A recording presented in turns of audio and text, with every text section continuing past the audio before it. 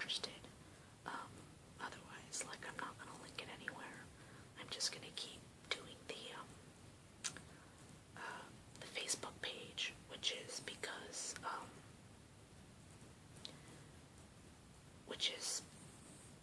you know, that's obviously my channel's Facebook page, and updates about my videos, and I post my videos there before I post them anywhere else, so that's gonna be the quickest way to find them if you don't have a YouTube account or anything, or if YouTube's just being unreliable. And from time to time, you know, just updates on other silly things. You know, if I'm gone on vacation somewhere, I'll post a couple pictures there.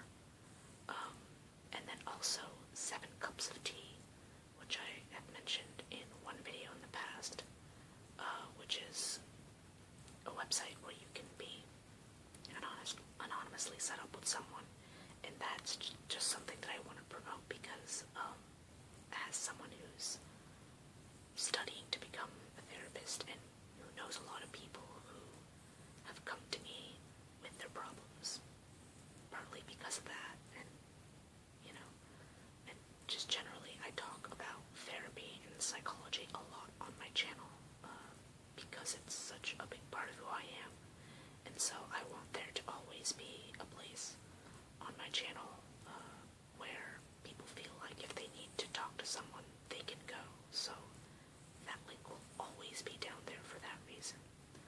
And the link I put is just to my page. So if you are going through something really rough and would like to talk to me, that link will be there for you. But you could also just use it to click through to the site and find anyone who's online. So there you go. Anyway, I have 3 poems out of this book. I've been trying to organize them by theme, but these are some that I found difficult to come up with a theme for. This little bit of fluff is really annoying me right now. Okay, I'm just gonna go read the poem. So, the first couple poems that I have to read are kind of like character poems that are just centered around, and I've written a handful of these, but I don't always feel like they come out right, especially because I come from a little bit more of a prose-based background with my poetry, which you can tell a lot of my poems sound kind of like first-person prose, but I like coming up with characters and then writing poems about them, and about, I guess, just covering what makes them interesting. So I've done a few poems about friends of mine, for example, and this is sort of like that. Okay, this first one is not about someone who I know, but about, I guess, a sort of story I came up with, and it's really short, it's just a page, and it's also one that I did for National Poetry Writing Month last April, which is something that I mentioned a lot on this channel, and if you have watched enough of my videos, you kind of know what it is, but a poem a day thing, basically. So, it's called No Filter. Fingerprints on dust, he wipes it off with his sleeve. This thing used to take the most brilliant pictures. Sunsets, forests, and our honeymoon. His crinkle-eyed smile glazes over with nostalgia. So, Dad, why did you stop? Time, he tells me. Well, that and Instagram. That was, I don't know, it started out as a character piece, but I kind of had it to end with a bit of a punch towards Instagram there, just because I thought it was an interesting juxtaposition. I also realized that a thing that I had in my mind that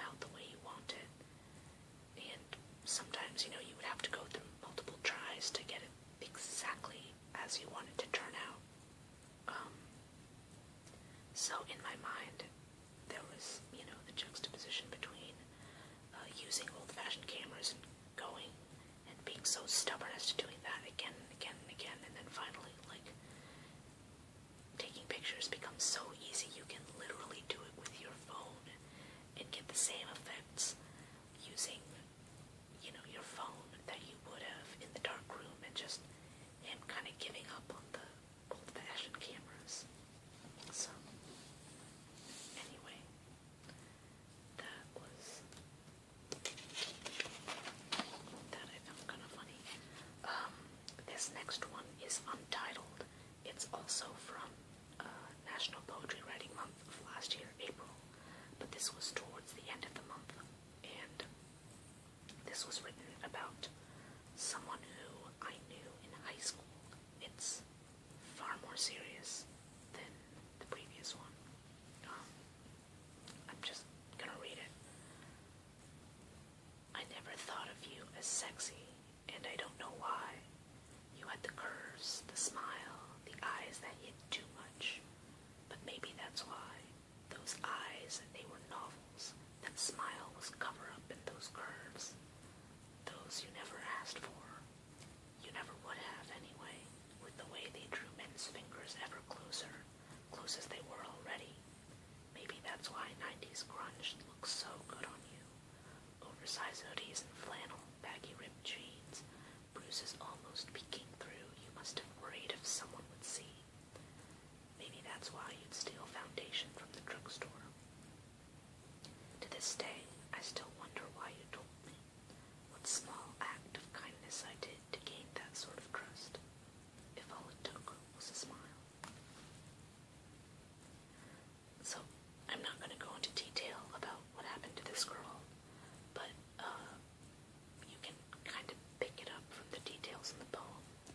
But basically, a girl I knew in high school told me something really dramatic about her life and what had happened to her, and actually this happened on a couple of different occasions, but this poem was about one girl in particular.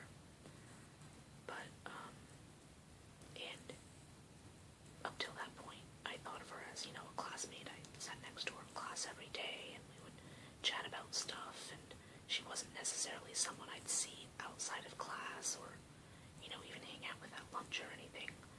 But somehow she had come to trust me enough to talk to me about something as deep and painful as this experience. And it was sort of one of those early things that hinted at the idea that I should become a therapist. It's like, at the time and even now, I don't know whether, I at some point said something to her that struck her, or if it was just that I would always listen to what she had to say no matter what it was. I really don't know.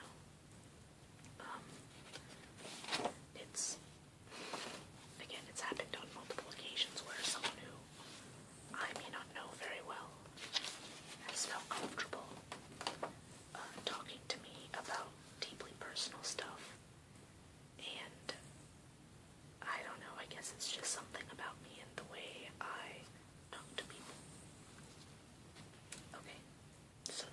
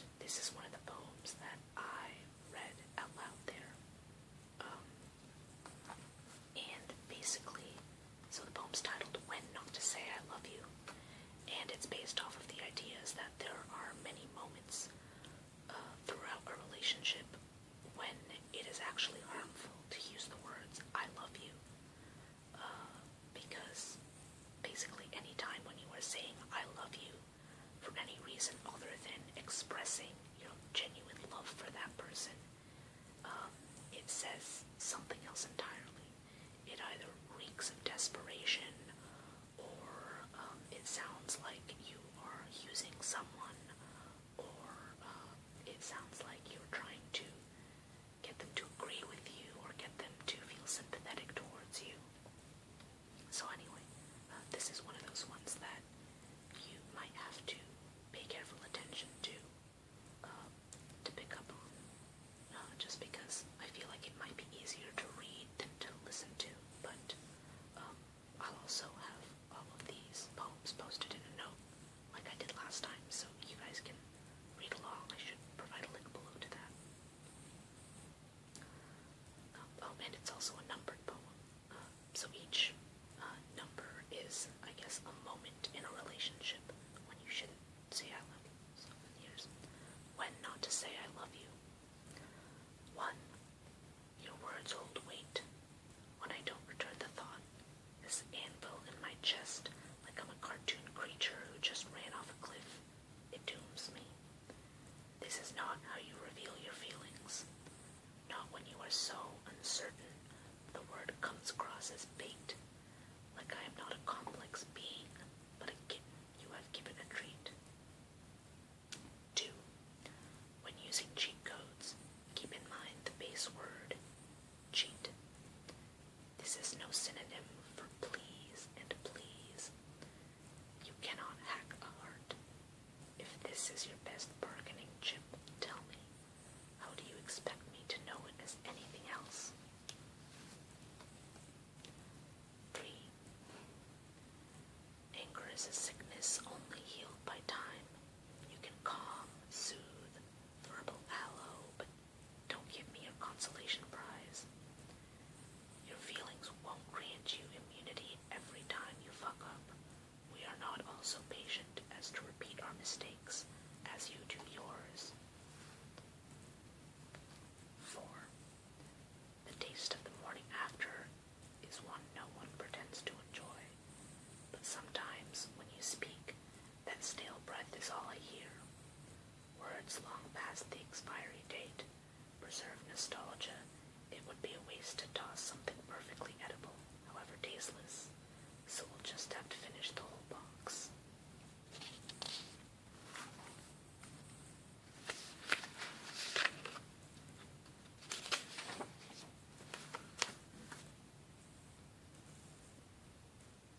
5.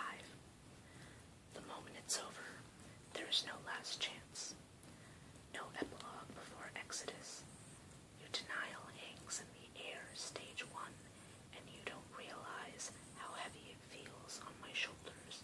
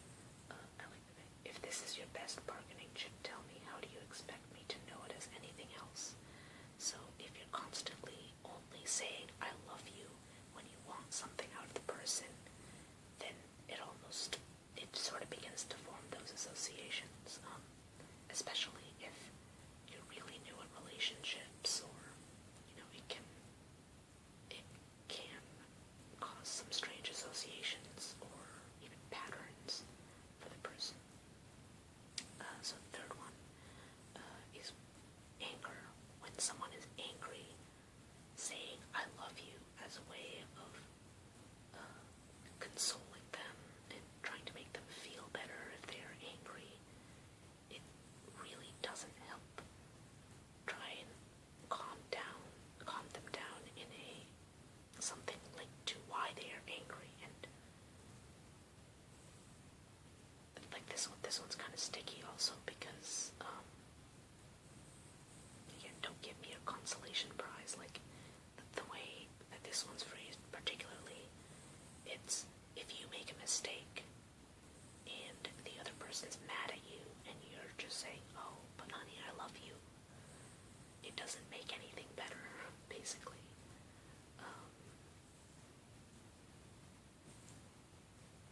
Yeah, that's I guess the gist of it. Again, don't use it as a consolation prize, don't use it as a bargaining chip, don't use it as bait. The fourth is words long past expiry date.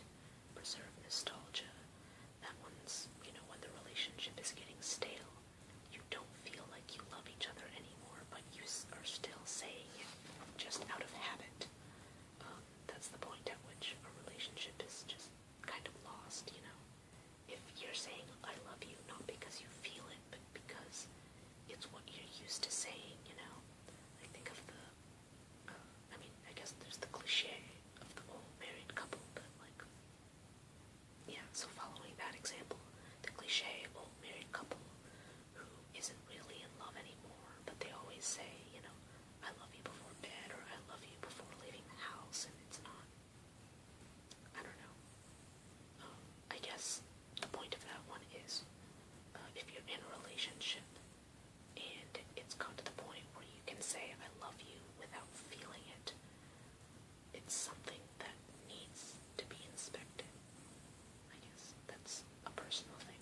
A lot of you may disagree with me on that, but I tend to try and reserve saying I love you for moments when someone does something that makes me feel, oh, this is why I love that person, and not just in a you did something nice for me way, but they crack a funny joke, or they do something genuinely caring for someone, or they just display any sort of trait that you happen to really like. Say I love you, not just out of habit. 5. The moment it's over, there's no last chance. So this is like the two people are breaking up, and usually, the person who's getting dumped tries to say I love you as a last attempt to get the person back. And again, it's the denial. So your denial hangs in the air, stage 1. So there's 5 stages of grief. The first stage is denial. So I kind of brought that up, and then saying stage 1 kind of almost feels like it's bringing it full circle. And then also, I thought that this was pretty clever. Ending it saying how heavy it feels on my shoulders, the weight of your words, and then starting out with, I'm trying to find the exact, here we go, your words hold weight. So again, the bookends. I really like doing that in poems. So, yeah, there you go. So, sorry, there was noise that was in the background. I don't know if you guys heard it, but in case you did, I apologize. My house has old pipes, old squeaky pipes. Okay, so that is going to be it for today. Again, if you're interested in, if you liked that sort of, when not to say I love you, if you're interested in like the psychology and relationships and stuff, I'm interested, because I've done a lot of videos about psychology, so I know that I have a good group of